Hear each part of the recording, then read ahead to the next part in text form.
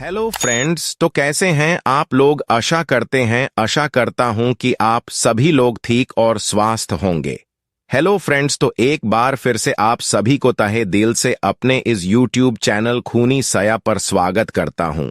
Friends, अगर आप इस चैनल पर नए हो तो वीडियो को लाइक और चैनल को सब्सक्राइब करके बेल आइकॉन ऑल पर प्रेस जरूर करें ताकि हमारी आने वाली और ऐसे ही वीडियोस की नोटिफिकेशन आपको सबसे पहले मिल सके। तो आइए बिना किसी देरी के हम आज की कहानी की शुरुआत करते हैं।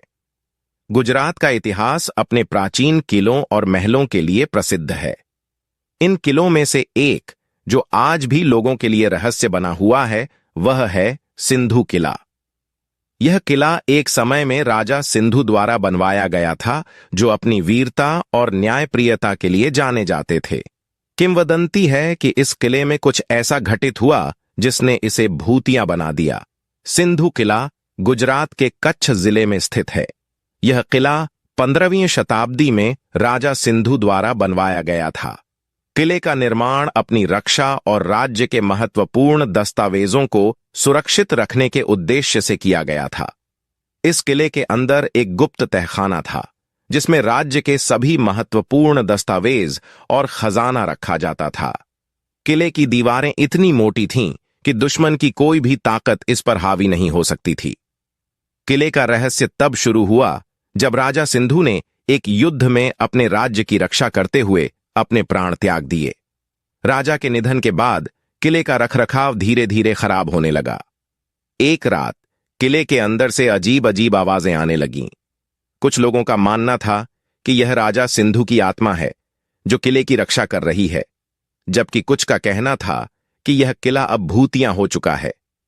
किले के आसपास बसे गांव के लोग किले के अंदर जाने से डरने लगे। गांव के मुखिया रतन जी ने एक बार किले के अंदर जाकर खुद इस रहस्य को जानने की कोशिश की, लेकिन जब वह वापस लौटे तो उनकी हालत बेहद खराब थी। उन्होंने कहा, वहां अंदर कुछ ऐसा है जो हमारे समझ के परे है, हमें वहां जाने से बचना चाहिए। इसके बाद से किसी ने भी किले के अंदर जाने की हिम्मत नहीं की। कई सालों बाद एक युवा शोधकर्ता नामित राघव गुजरात के भूतिया किलों पर रिसर्च करने के उद्देश्य से वहां पहुंचा। उसने सिंधु किले के बारे में सुन रखा था और उसने ठान लिया कि वह इस रहस्य को सुलझाएगा। राघव ने गांव के लोगों से बातचीत की और किले के इतिहास के बारे में जाना। उसने यह भी पाया कि किले के अंदर कई लोग रहस्यमय तरीके से गायब हो चुके थे। ने गांव वालों की चेतावनियों को नजरअंदाज करते हुए एक रात किले के अंदर जाने का फैसला किया। उसने अपने साथ एक कैमरा और कुछ जरूरी सामान लिए और रात के अंधेरे में किले के अंदर प्रवेश किया। किले का वातावरण बहुत ही डरावना था और चारों ओर सिर्फ सन्नाटा था। राघव ने अपने कैमरे को ऑन किया और किले के अंदर की तस्वीरें और वीडियो बनानी शुरू की। राघव किले के अंदर घूमते हुए गुप्त तहखाने तक पहुंच गया। तहखाने का दरवाजा बहुत ही भारी और पुराना था। जैसे ही उसने दरवाजे को खोला, उसे अंदर से एक ठंडी हवा का झोंका महसूस हुआ। तहखाने के अंदर अंधेरा और बहुत ही डरावना माहौल था। राघव ने अपनी टॉर्च जलाकर तहखाने के अंदर की जांच शुरू की। उसने देखा कि वहां कई पुरानी किताबें और दस्तावेज रखे हुए थे। तभी अचानक उसे एक अजीब सी आवाज सुनाई दी जो उसकी ओर आ रही थी।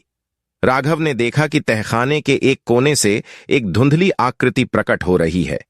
वह आकृति धीरे धीरे उसकी ओर बढ़ रही थी। राघव का दिल तेजी से धड़कने लगा, लेकिन उसने हिम्मत नहीं हारी।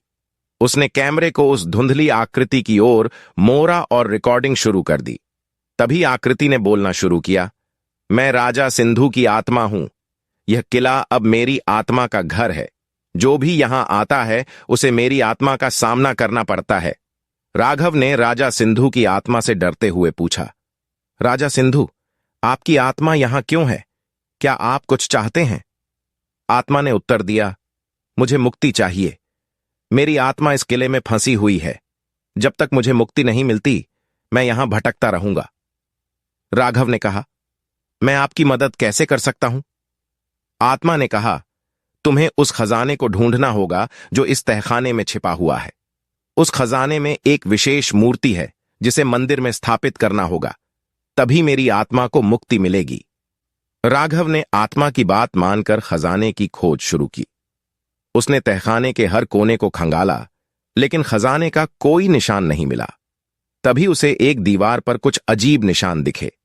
उसने ध्यान से देखा और पाया कि वह दीवार खोखली थी। राघव ने अपने औजारों का इस्तेमाल कर दीवार को तोड़ा और उसके पीछे एक गुप्त कक्ष मिला। उस कक्ष के अंदर एक पुराना खजाना और एक विशेष मूर्ति रखी हुई थी। राघव ने मूर्ति को लेकर गांव के मुखिया रतन जी से मुलाकात की और उन्हें सारी घटना बताई। रतन जी ने गांव के पंडित शिवशंकर को बुलाया और उन्हें भी सारी बात बताई। पंडित जी ने मूर्ति को देखकर कहा, यह मूर्ति बहुत ही शक्तिशाली है और इसे सही तरीके से स्थापित करना होगा। हेलो फ्रेंड्स, अगर अभी तक आपने इस वीडियो को लाइक नहीं किया है तो प्लीज वीडियो को लाइक करें और चैनल पर अगर नए हो तो चैनल को सब्सक्राइब करना। वालों ने मिलकर मंदिर में मूर्ति की स्थापना का आयोजन किया। पंडित जी ने विशेष मंत्रों का उच्चारण किया और मूर्ति को विधिपूर्वक स्थापित किया। जैसे ही मूर्ति स्थापित हुई, किले से एक तेज रोशनी निकलकर मंदिर की ओर आई और राजा सिंधु की आत्मा प्रकट हुई।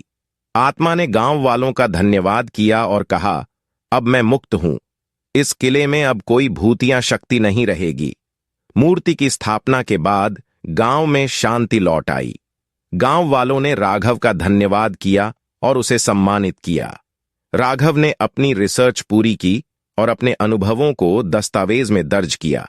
उसने यह भी वादा किया कि वह इस घटना को दुनिया के सामने लाएगा ताकि लोग जान सकें कि किस तरह से एक आत्मा को मुक्ति मिली। सिंधु किला अब भूतिया नहीं रहा। गांव वालों ने किले का पुनर्निर्माण शुरू किया और उसे एक पर्यटन स्थल के रूप में विकसित किया। लोग अब वहां बिना किसी डर के जा सकते थे और किले के इतिहास और रहस्य को जान सकते थे। राघव ने अपने रिसर्च को एक पुस्तक के रूप में प्रकाशित किया जो बहुत ही लोकप्रिय हुई। इस कहानी से हमें यह सीख मिलती है कि किसी भी रहस्य को सुलझाने के लिए धैर्य, साहस और विश्वास की आवश्यकता होती है। राघव ने अपनी मेहनत और साहस से न केवल सिंधु किले के रहस्य को सुलझाया बल्कि एक आत्मा को मुक्ति दिलाई। आज भी सिंधु किला अपने इतिहास और रहस्यमय घटनाओं के लिए जाना जाता है, लेकिन अब वहां कोई डर नहीं है। यह किला अब एक शांतिपूर्ण और सुंदर पर्यटन स्थल बन गया है जहां लोग गुजरात के गौरवशाली इतिहास और संस्कृति का आनंद ले सकते हैं। हेलो फ्रेंड्स, अगर अभी तक आपने इस वीडियो को लाइक नहीं किया तो वीडियो को लाइक करें और चैनल को सब्सक्राइब करना ना भूले और कमेंट बॉक्स में बताएं कि आपको यह कहानी कैसी लगी।